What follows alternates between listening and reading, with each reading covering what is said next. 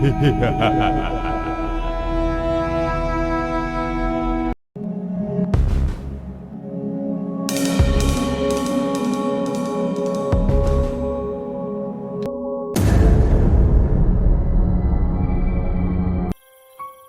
इस वक्त कार को बड़ी तेजी से चला रहा था। रात का सन्नाटा था और सड़क भी वीरान थी, और यह सड़क शहर से बाहर एक वीराने की तरफ निकलती हुई दूर एक कच्ची आबादी पर ख़त्म होती थी और काफ़ी तवील थी। इसके साथ वाली सीट पर सवेरा खामोश बैठी हुई थी। राहत सवेरा को उसकी शादी से भगा कर ला रहा था, इसलिए उसने इस सड़क का इंतखाब किया था। आखिर सवेरा ने खामोशी को तोड़ते हुए सवाल कर ही डाला, राहत हम कहाँ जा रहे हैं? कुछ बताओ तो सही। राहत ने कहा, हम दानिश के पुराने घर जा रहे हैं। मैंने उससे चाबी पहले ही ले ली थी। मगर राहत वो तो काफ़ी दूर है। सवेरा ने कहा, कोई बात नहीं, बस आज रात गुजारनी है, फिर हम कल शादी कर लेंगे और मैं तुम्हें अपने आबाई इलाके ले जाऊंगा। वहाँ हम सुकून से रहेंगे, कोई परेशान नहीं करेगा और ना ही ढूंढ पाएगा। सवेरा ने फिर पूछा, लेकिन हमने घर से भागकर कोई गलती तो नहीं कर दी?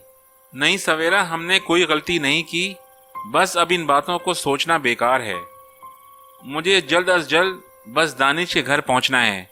सवेरे ने फिर कहा, लेकिन याद रखो, कुछ भी हो जाए इस खूनी रास्ते से मत जाना। राहत ने कहा, लेकिन इसके अलावा कोई और रास्ता नहीं है। मैं जल्दबाजी में फ्यूल का इंतज़ाम करना भी भूल गया हूँ। अगर आम रास्ते से गए तो गाड़ी रास्ते में ही बंद हो जाएगी। वो एक शॉर्टकट भी है और अगर कोई इस तरफ आया तो हमें ढूंढ भी नहीं पाएगा।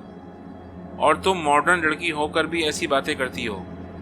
ये सुनकर सवेरा खामोश हो गई और काफ़ी देर के बाद एक मोड़ आया जिस पर वार्निंग का साइन लगा हुआ था।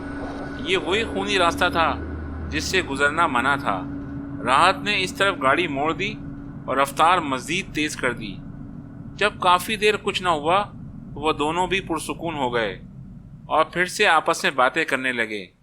मगर अचानक ही कोई भारी चीज़ गाड़ी से आकर टकराई और विंडशील्ड पर बहुत सारा खून जमा हो गया और गाड़ी राहत के काबू में ना रही और एक दरख्त से टकरा गई।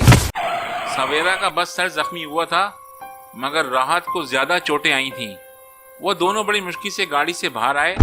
सवेरा ने पूछा, हमारी गाड़ी से क्या टकराया था? कहीं तुमने किसी को मार तो नहीं दिया? राहत ने कहा, नहीं यार, मैंने अच्छी तरह देखा, वो कोई इंसान नहीं था, शायद जानवर था। शुक्र था कि गाड़ी को ज़्यादा नुकसान नहीं हुआ। उसी वक्त किसी दरिंदे की खौफनाक आवाज़ें माहौल में गूंजने लगीं। राहत ने सवेरे से कहा, जल्दी गाड़ी में बैठो, मगर अचानक एक खौफनाक औरत नमूदार हुई और उसने राहत को पकड़ लिया। ये अजीबुल खलकत चुड़ैल नुमा औरत थी जिसकी 4 टांगें थीं और एक टांग जख्मी लग रही थी। इसने राहत के जिस्म पर जानवर की तरह हमला कर दिया और सवेरा चीखती चिल्लाती रही, मगर उसने उसे ना छोड़ा। सवेरा जल्दी से गाड़ी में बैठी। उसने कार रिवर्स करके उस पर चढ़ाने की कोशिश की, मगर वह मखलूक अचानक गायब हो गई और फिर सवेरा ने गाड़ी तेज़ रफ्तारी से भगा दी। उसने मुड़कर देखा तो उसकी चीख निकल गई।